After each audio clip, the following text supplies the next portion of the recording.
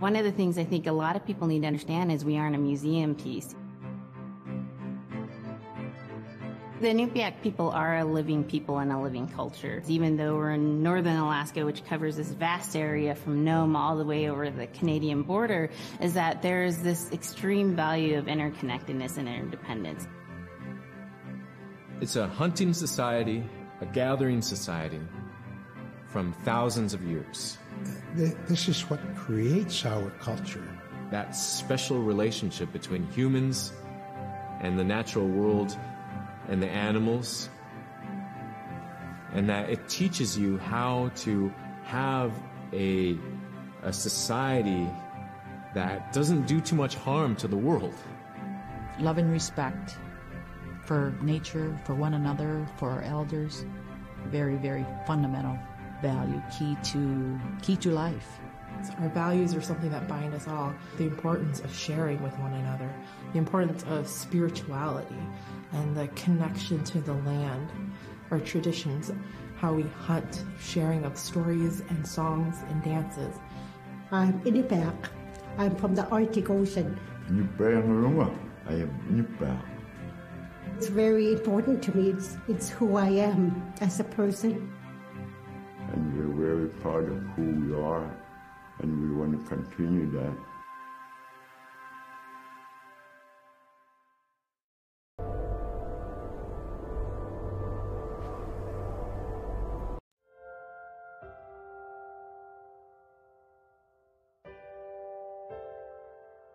It'd be busy, busy, busy all through the day. You get up and you just go right to work, right to work. There's always something to do. There's never any idle time. The only idle time we had was after we eat and before we go to bed. One of the older people would just be relaxing, laying down there and saying, it'd be really nice to hear a story. And then just organically, someone would just start telling the story. Storytelling for the Inupiaq people is very important because it not only created that sense of community, but is a way to pass on wisdom to the next generation. It was like TV, It was just like, it was as good as any movie you've ever seen. And the storyteller told it so clearly that it was just as powerful as any of the greatest movie blockbusters you've ever seen. There was a reason behind the stories that we were told because they held traditional knowledge. They held things that we might need to know in life, whether it was about how to find food or how to survive, or it was about well-being and the importance of connecting with people and being a good member of the community. We all do stories. We all live in stories. We all tell stories to our friends. And they need to be told. They need to be heard.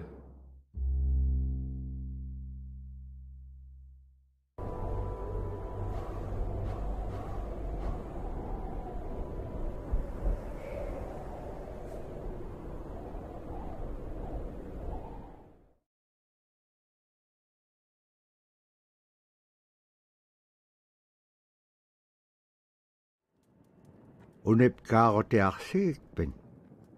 Daalaqaniraqa nasuk unip kaaqtuaq qaawiuraqama. Niveaqsiaqarualuguuq iñuuniaqaniqsuq angayuqaagamani. Sumitaimma. Niveaqsiaqarualuqamuniallatuneqsaq. Aasiisuraqallavluni supayaanik.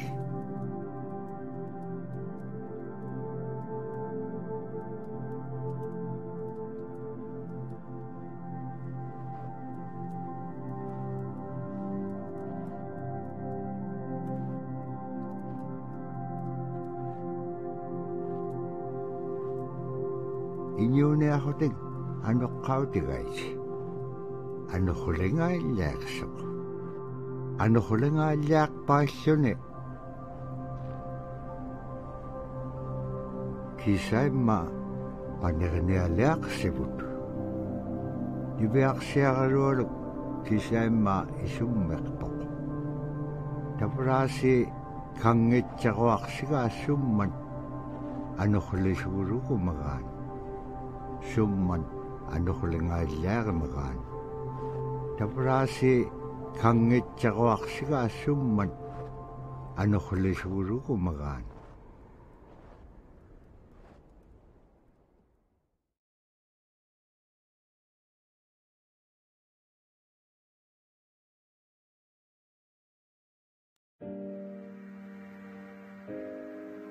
So scrimshaw is this really beautiful method of art that's done either on baleen or ivory, and traditionally it was used to tell stories.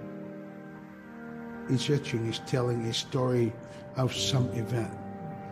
Caribou hunting was taking place. This is what was going on. War began around this time, and so it sort of gives you a timeline of history through etching. An elder or the person who carved it would literally be able to read the scrimshaw story. They're like reading a book, in a way. A lot of the storytelling traditions would be things that after the storytelling was done, we'd just rely on the next person telling it. And so scrimshaw is a very important way for Alaskan Native people to record their history.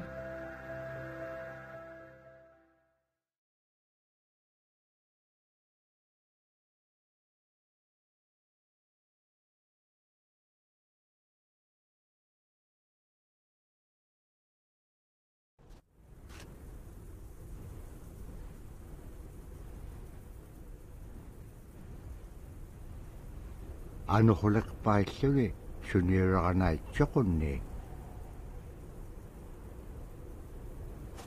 Tabrani beyak siyagarewaluk ayungitchok.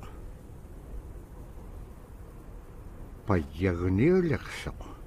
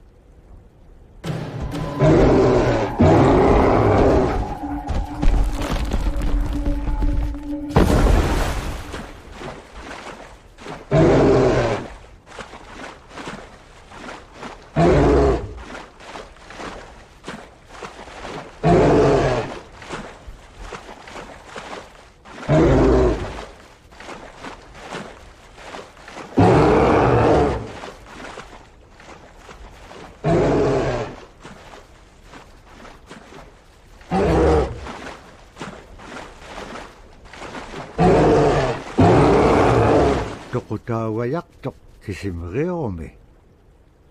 Araannap ka nga piyaktok.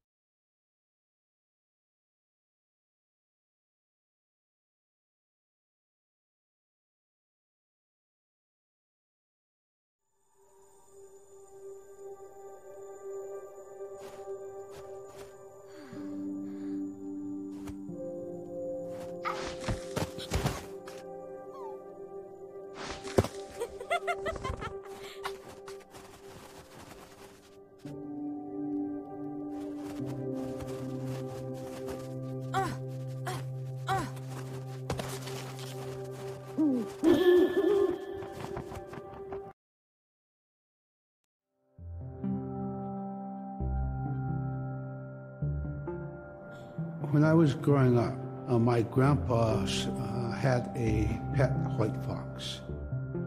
If you're a good friend with a fox, when there's danger abound, they try to keep you from getting into trouble. They pull tricks here and there, and foxes are like spoiled little kids in a way. When you let her out, she'd go prancing out in the snow, jumping in the air. I know she was happy then. Come running at me and jump on my chest, knock me backwards, lick my face, and I try not to let it. So that was my memory of my grandpa's pet fox.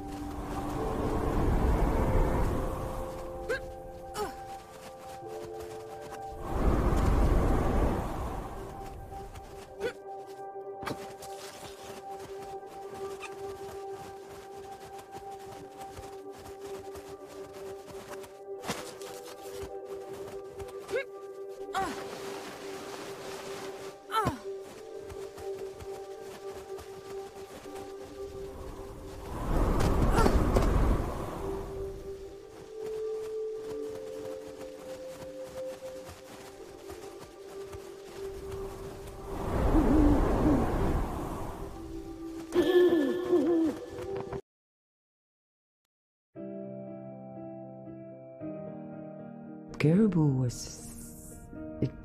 it provided for us in many ways. Our clothing in those days was made of all caribou skin.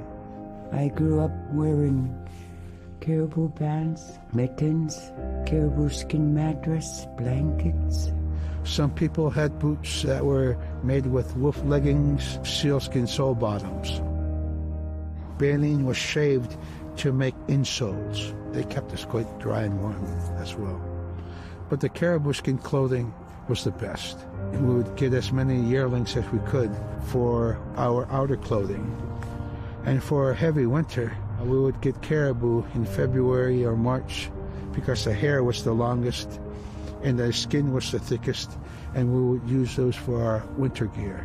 With that stuff on, you could sleep outside in 50 below and it wouldn't bother you a bit.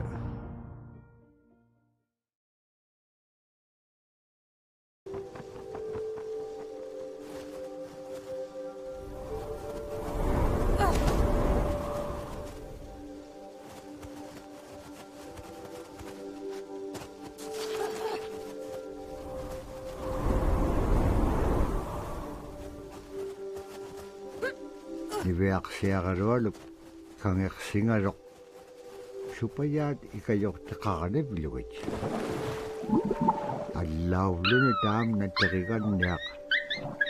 Sibut niveaksiagarualup kangersingarok supaya ikayok takakanib luwit.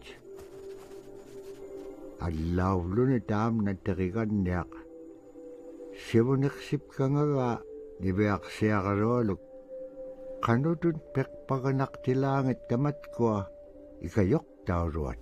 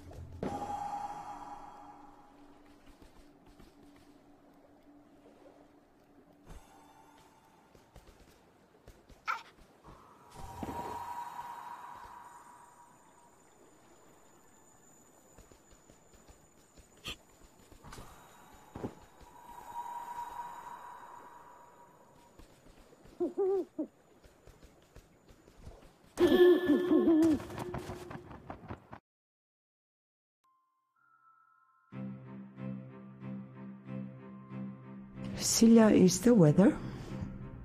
It also means the atmosphere. Here's the Nuna, or the land. And it's anything from the land into the moon, the sun, the stars. That's Silla. It's a very spiritual, and we have a relationship with Silla. Silla has a soul in the same way we do as people, in the same way animals do.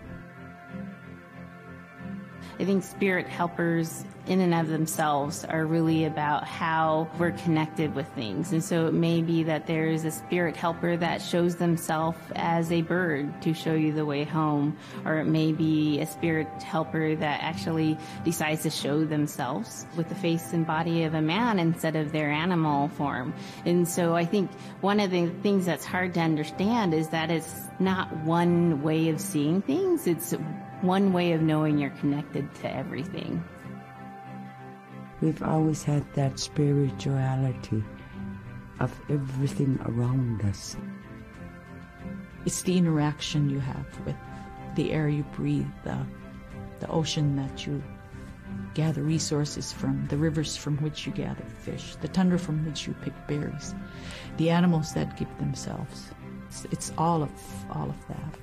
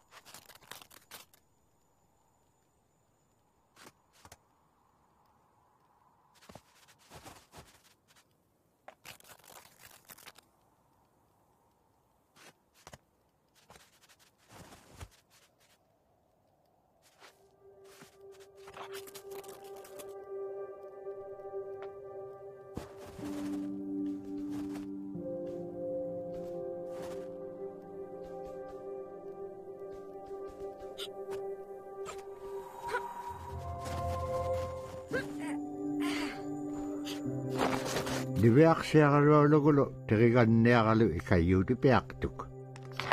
Siqaqaniutimigani. Araa kangeqsinaitsiqunni qanuq pisilaangak.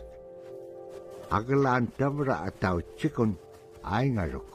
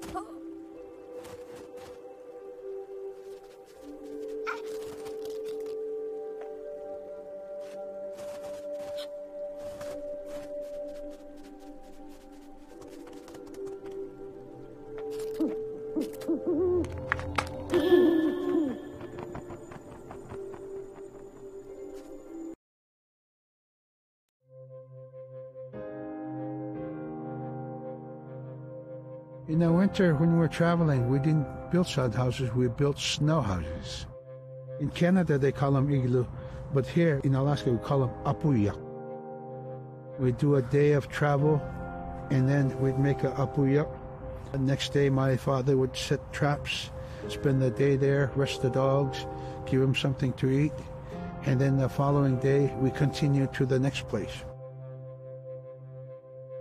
We'd go to my dad's sister, who had a house at Dubarg. They had a small sod house over there. We didn't have to do anything. We just visit with them, and my dad and my sister were glad to see each other, and they'd talk away while us kids played outside or go to sleep. By the time we get back to our home, my father would leave us with our aunt or with my grandmother, and then he'd start on his trips and go check his trap line. We were not into 8 to 5 kind of time, you know. We're in a totally different kind. We're in ecological time.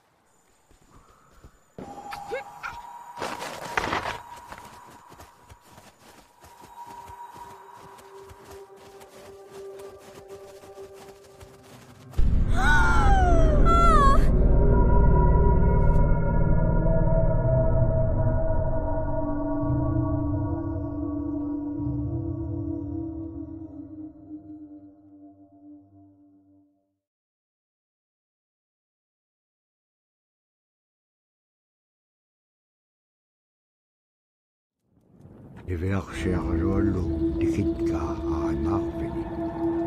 Agalaan maluunaqsingamara. Inyokoluk tikingamarok iverksiarolu piingaan. Ivahalaqsimarok sumittaimma. Dikatjakkumanyainniqsuq. Pakit qaangaarnagu ivaktani. Nunaaqqiq ikiwaqtuaganiqsuq. Inyungi tuquttaqtaaganiqsit.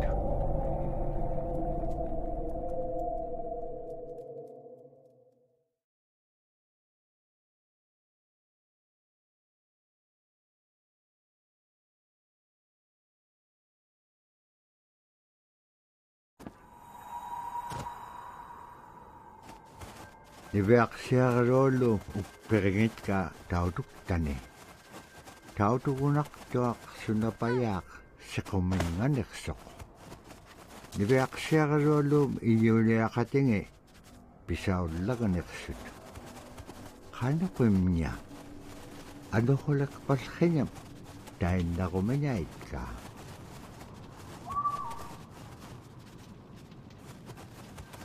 Tamanga ikumawak tuaming. Haharak pam inyo niptaktok. Sumalagula kami niveaksiagalum pichinyingani. Agalan kaharak palkhenyat sa gabing aitit. Imenyaurat sa gabing sa mga nunamin. Pagkagahuting nunakamin.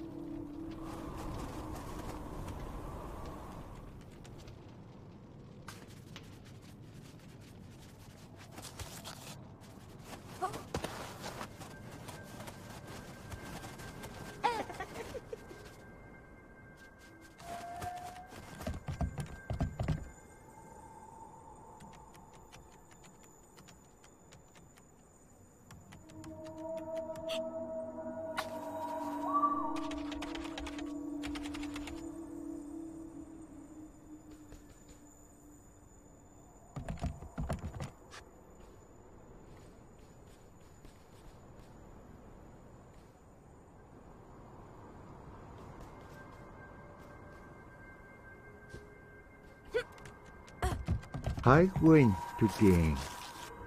Ukalagtok inyugungaru ako pik.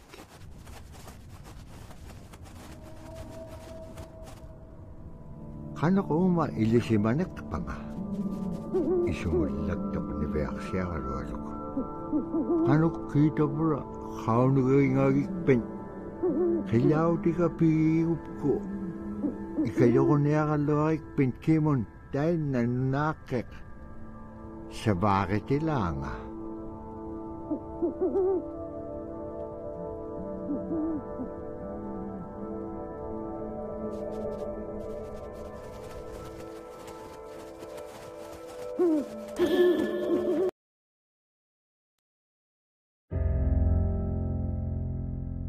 Drum is something that's common to all cultures in Alaska. All cultures have a drum that may have some stylistic differences or differences in the materials that it's made, but it's still in recognition of life and vitality. And the drum mirrors the heartbeat. And when you continue drumming soon, it will be in line with your heartbeat, because that's what it's supposed to be, the heartbeat of the community, and it symbolizes vitality. And it's the most tremendous feeling to be in a room and to have one long row of all the drummers and to have that feeling of unity and everyone beating in harmony, the drum beat in unison. It's the most beautiful feeling. And to know that you're connected, you're on the land that you are connected to. And even if you grew up outside the community, that which is in you comes from this area. And it's the greatest feeling.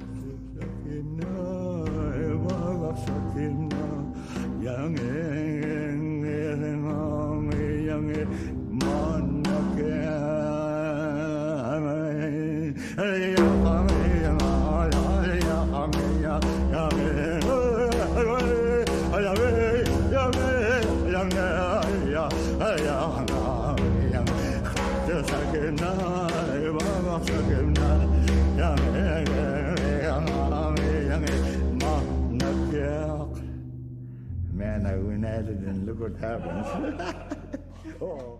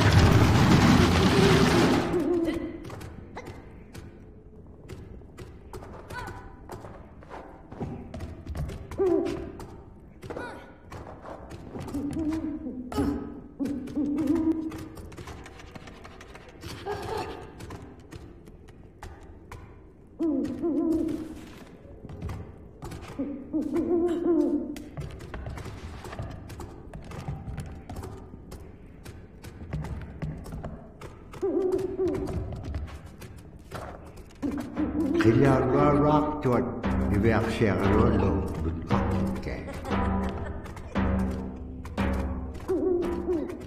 Asi ane pigiting suna dukto siguro umagan.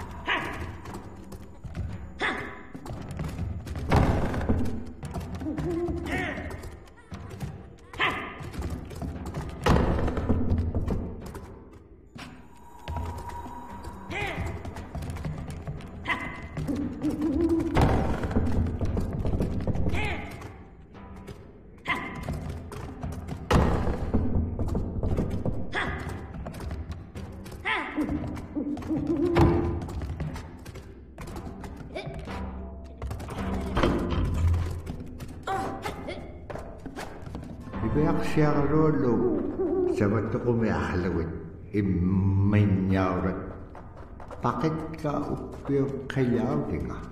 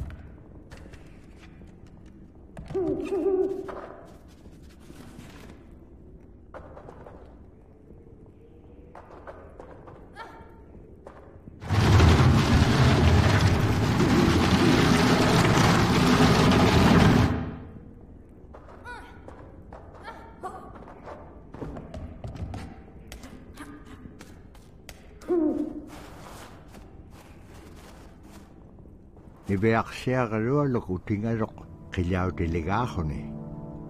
Ukpik ko beak chapalugarok.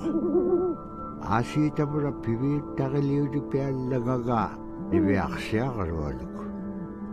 Dahil nahone ay chudi kirakangarok.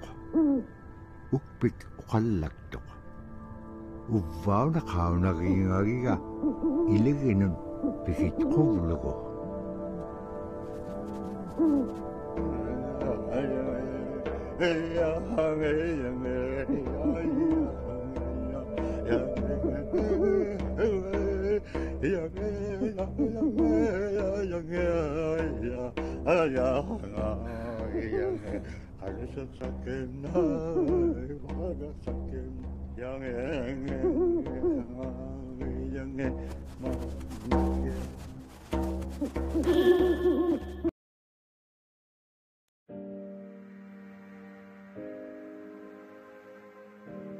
The bola is what we call kilamitang. And the kilamitang is made out of braided sinew tied out to some heavy bone which you could twirl. In my case, we're catching ducks. When we're out whaling, sometimes the ducks start flying. And they're good for duck hunting. You know, if you're a whaling crew, you can't make too much noise. So you can't use a shotgun for getting some duck soup handy, you know. So bola was a really handy weapon to use for catching ducks. You know, the ducks fly in, you throw it up and tangles up the bird, and down they go.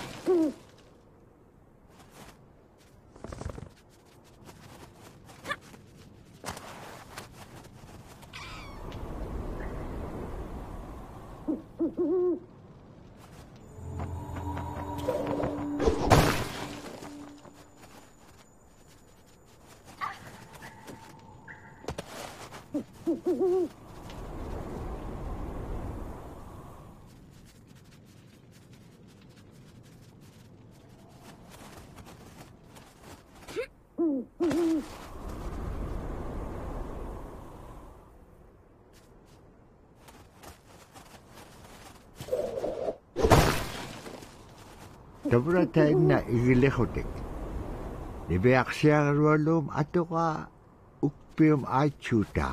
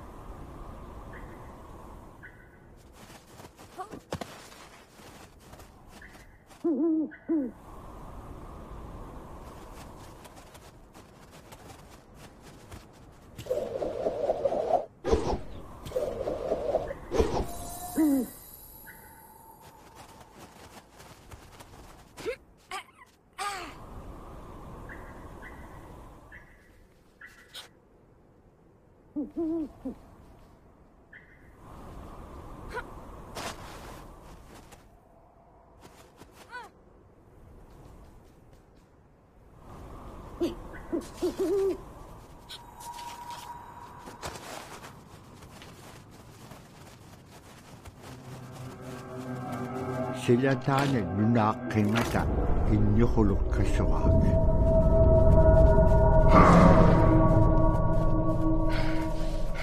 Innuquluum tautukamium nutqaqugaa. Agalaanniviaqsiaqarualuk saperinaqsima.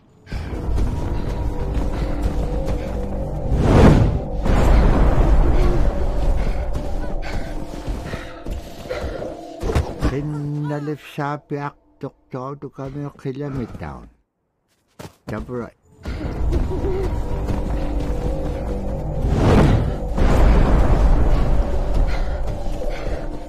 Kinnalif saapiaq toqtautukamiu qilamittaun. Tabra ivaqtani tautuk.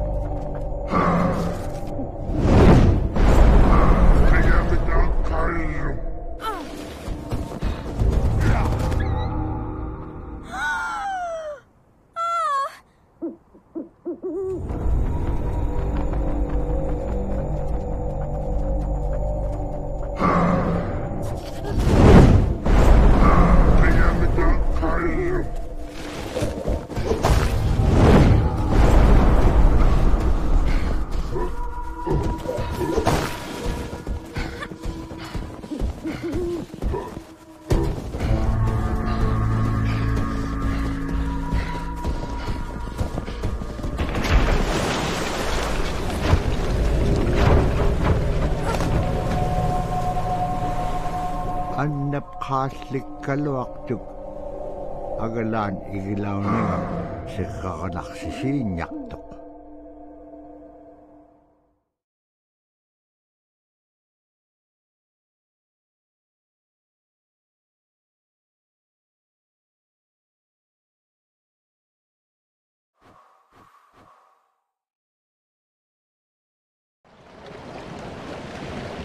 Malaquguni ubluguni wisaublutik.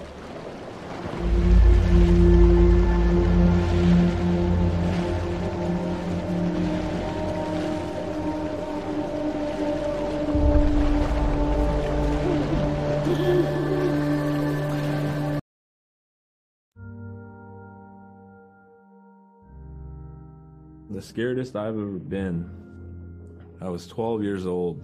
We floated out on a piece of ice while we were duck hunting. It was a bluebird day, just clear blue skies. And there was 3 of us, myself, my brother, and my dad. Next thing you know, we see this dark shadow on the ice. We look and it goes behind us. So we all jumped up, startled, and my dad, he started running. We got back to the ridge there. The ice had fractured, cracked, and broke off, and we were floating away. We were drifting. It was close enough to where my dad would have made it. He stopped and he thought about throwing us across, and if one of us was on the other side, we would be split up. So he stopped, and he just so happened to have a cell phone on him. 911 didn't pick up. That's the worst feeling in the world right there. 911 did not pick up. So he left a message because they record their calls. Once he had relayed that information, his cell phone died. That was the scariest moment I've ever had in my life. We were floating away and I thought we were left for dead. He kept calm during this situation. He's bringing out everything positive in this case. You know, I'm crying, my brother's freaking out. It went from clear blue to dense fog. Within a couple hours, we heard the chopper flying around, so they must have gotten our message. We thought we were saved, and then the chopper sound went away. So we lit some of the sled on fire. It's plastic. We thought black smoke in the fog would create some kind of marker. Chopper pilot had mentioned when we got rescued, you could see a glow in the fog, and he slowed down there, and sure enough, as soon as he slowed down, we got within visual. That was definitely the scariest moment of my life, was floating away and not knowing what the outcome was going to be.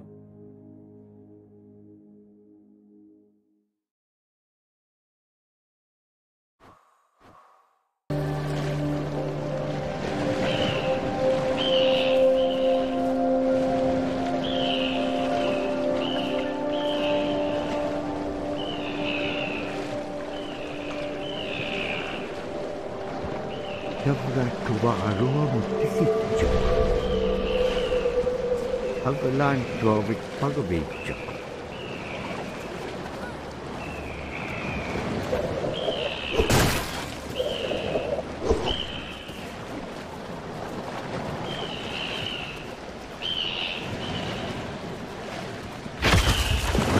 Sibu nalunak tok hanok igilaganiak tilama.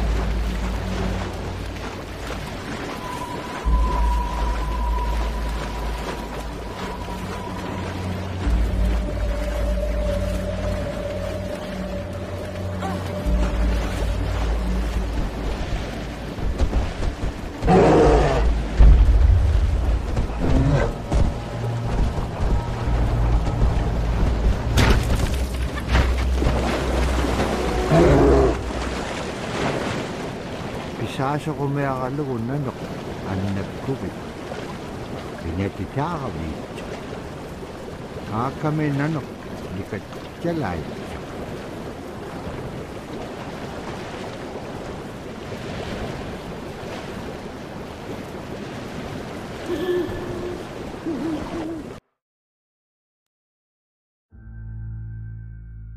We're very much aware of the climate change. And it's been for many years, even before climatologists were noticing the change, Inuit were already saying, Sila alangoktok. Our climate is changing. If the heat is going the way it is right now, for us it's going to be pretty bad.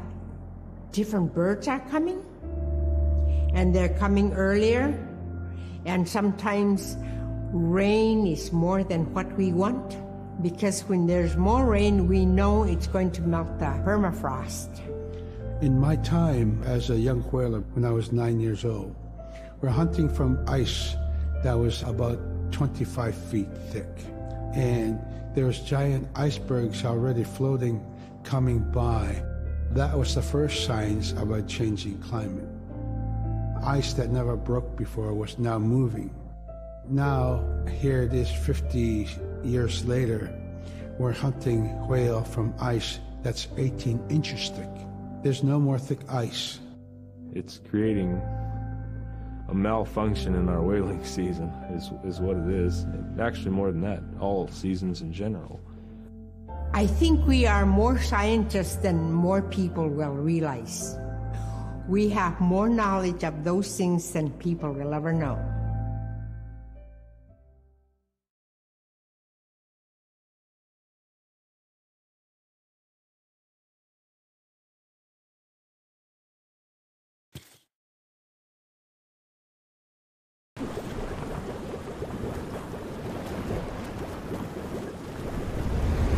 Agalan naman nanunahan daw.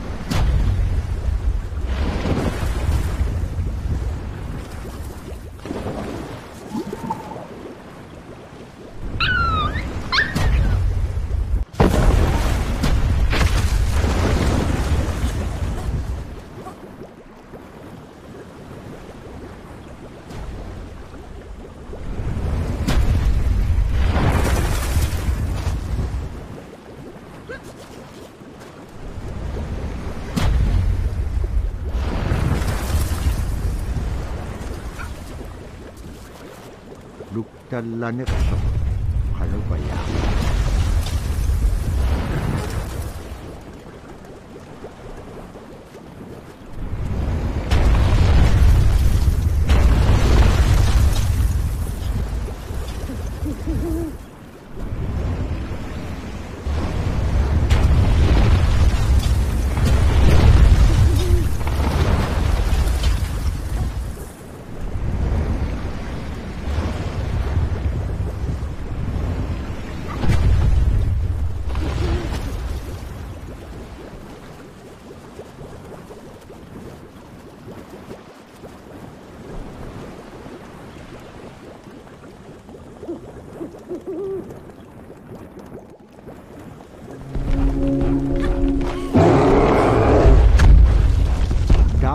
Tikisakak nanupsitsaga. Asi piyumagilipik siyokay. Tikisakak.